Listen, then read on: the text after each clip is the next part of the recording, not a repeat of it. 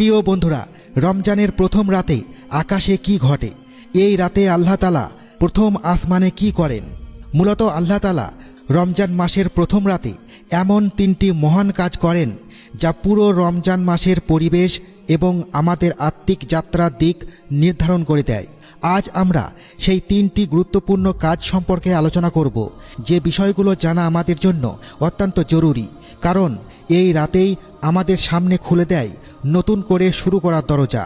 প্রিয় বন্ধুরা, রমজানের প্রথম রাত কোনো সাধারণ রাত নয়। এটি এক মহিমান্বিত সূচনা, এক এমন সময় যখন আল্লাহর অসীম রহমত পৃথিবীতে নেমে আসে, যা আমাদের কল্পনাকেও ছাড়িয়ে যায়। রমজান এমন এক মাস যা অন্য সব মাসের চেয়েও ভিন্ন। এই মাসের প্রতিটি মুহূর্ত পবিত্র। এই মাসে আত্মা প্রশান্তি লাভ করে, হৃদয় কোমল হয়ে ওঠে এবং অসংখ্য বরকতের দরজা আমাদের জন্য উন্মুক্ত হয়। কিন্তু আমরা কি সত্যিই বুঝতে পারি রমজানের প্রথম রাতে কি ঘটে?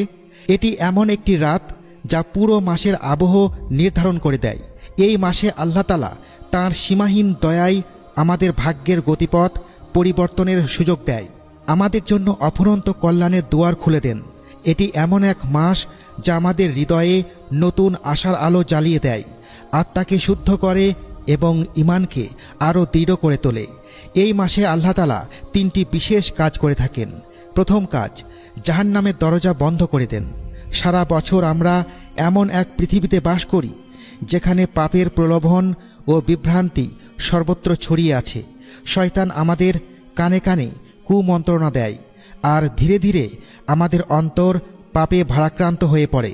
কিন্তু রমজানের প্রথম রাতেই আল্লাহ তাআলা তাঁর অসীম দয়ায় জাহান্নামের দরজাগুলো বন্ধ করে দেন। এর অর্থ কি? এর অর্থ হলো আল্লাহ আমাদের জন্য তওবার দরজা খুলে দিচ্ছেন, আমাদের জানিয়ে দিচ্ছেন, যত বড় পাপই করি না কেন, যতই পথভ্রষ্ট হই না কেন, এখনই ফিরে আসার সময়। যেন আল্লাহ আমাদের বলছেন, আমি তোমাদের সুযোগ দিচ্ছি তোমার অতীত ভুলে সামনে এগিয়ে যেতে। শাস্তির দরজাগুলো আমি বন্ধ করে দিয়েছি, এখন আমার দিকে ফিরে এসো। এটি এক মহামূল্যবান সুযোগ যা আমাদের সামনে উপস্থিত হয়। এটি প্রমাণ করে আল্লাহ আমাদের ক্ষমা করতে চান, তিনি আমাদের শাস্তি দিতে চান না। কিন্তু প্রশ্ন হলো, আমরা কি এই সুযোগ গ্রহণ করতে প্রস্তুত? যখন জাহান্নামের দরজা বন্ধ, তখনও কি আমরা পাপ আঁকড়ে ধরে রাখব? হাদিসে রাসূলুল্লাহ সাল্লাল্লাহু আলাইহি ওয়াসাল্লাম বলেছেন, যখন রমজান মাস আসে, জান্নাতের দরজাগুলো খুলে দেওয়া হয়, জাহান্নামের দরজাগুলো বন্ধ করে দেওয়া হয় এবং শয়তানকে শৃঙ্খলিত করা হয়। সহিহ বুখারী। এরপর দ্বিতীয় যে কাজটি করা হয় তা হলো জান্নাতের দরজা খুলে দেওয়া। কল্পনা করুন, যদি কোনো রাজা তার প্রাসাদের দরজা খুলে ঘোষণা করেন, এসো, আমার দরজা তোমাদের জন্য উন্মুক্ত, তাহলে কি কেউ সেই আহ্বান উপেক্ষা করবে? তবে যখন রাজাদের রাজা আল্লাহ নিজেই জান্নাতের দরজা খুলে দেন, তখন আমরা কেন সেই ডাকে সাড়া দেব না? জান্নাতের দরজা খুলে দেওয়ার অর্থ কি? এর অর্থ হলো এই মাসে জান্নাতে পৌঁছানোর আমল করা আরও সহজ হয়ে যায়। আমাদের সালাত হালকা মনে হয়, কোরআনের প্রতি আকর্ষণ বেড়ে যায়, আর নেক কাজের জন্য অন্তর আরও উদার হয়ে ওঠে। এখনই সময় আল্লাহর রহমতের দিকে এগিয়ে যাওয়ার।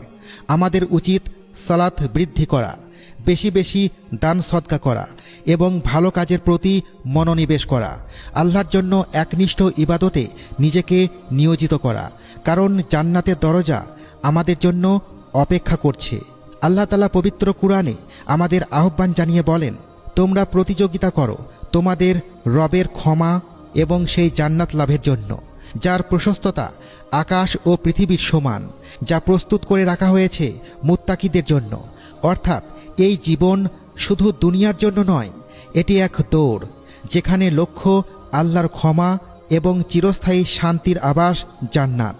আর এই মহান লক্ষ্যে পৌঁছানোর পথকে সহজ করে দেওয়ার জন্যই রমজান আমাদের সামনে আসে এক বিশেষ সুযোগ হয়ে। এই মাসে আল্লাহ তাআলা যে তৃতীয় মহান কাজটি করেন তা হলো শয়তানকে শৃঙ্খলিত করা। সারা বছর ধরে শয়তান মানুষকে বিপদগামী করার জন্য নিরলস চেষ্টা চালিয়ে যায়।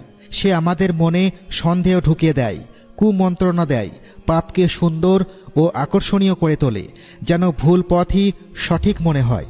কিন্তু রমজানের প্রথম রাতেই সেই শক্তিশালী প্রভাব দুর্বল হয়ে পড়ে। শয়তানের ক্ষমতা সীমিত হয়ে যায়, তাকে শৃঙ্খলিত করা হয়। ফলে মানুষের সামনে একটি পরিষ্কার বাস্তবতা দাঁড়িয়ে যায়। যদি রমজানেও আমরা পাপের সঙ্গে লড়াই করি, তবে তার বড় কারণ শয়তান নয়, বরং আমাদের নিজের অভ্যাস, আমাদের নিজের প্রবৃত্তি। এই উপলব্ধিটাই রমজানের সবচেয়ে বড় শিক্ষা। এটি আমাদের জন্য এক সুবর্ণ সুযোগ নিজেদের বদলে ফেলার, দীর্ঘদিনের খারাপ অভ্যাস ছেড়ে দেওয়ার, আত্মাকে সংযত করার। এখনই সময় নিজেকে শয়তানের প্রভাব থেকে মুক্ত করার। এখনই সময় প্রমাণ করার আমরা শয়তানের ফাঁদ ছাড়াও আল্লাহর ইবাদতে অবিচল থাকতে পারি। রাসূলুল্লাহ সাল্লাল্লাহু আলাইহি ওয়াসাল্লাম বলেছেন, রমজান মাস এলে শয়তানদেরকে বন্দী করে রাখা হয়। সহিহ মুসলিম 1079। অর্থাৎ আল্লাহ নিজেই আমাদের জন্য পথ সহজ করে দেন, যাতে আমরা তার দিকে ফিরে আসতে পারি। এখন প্রশ্ন হলো, আমাদের করণীয় কি? আমরা কি এই অমূল্য সুযোগ অবহেলায় হারিয়ে ফেলব, নাকি সত্যিই আল্লাহর দিকে ফিরে যাব? আসুন আমরা আন্তরিকভাবে আল্লাহর কাছে হাত তুলে দোয়া করি, তার কাছে ক্ষমা প্রার্থনা করি এবং নিজের জীবনে পরিবর্তন আনার দৃঢ় সংকল্প করি।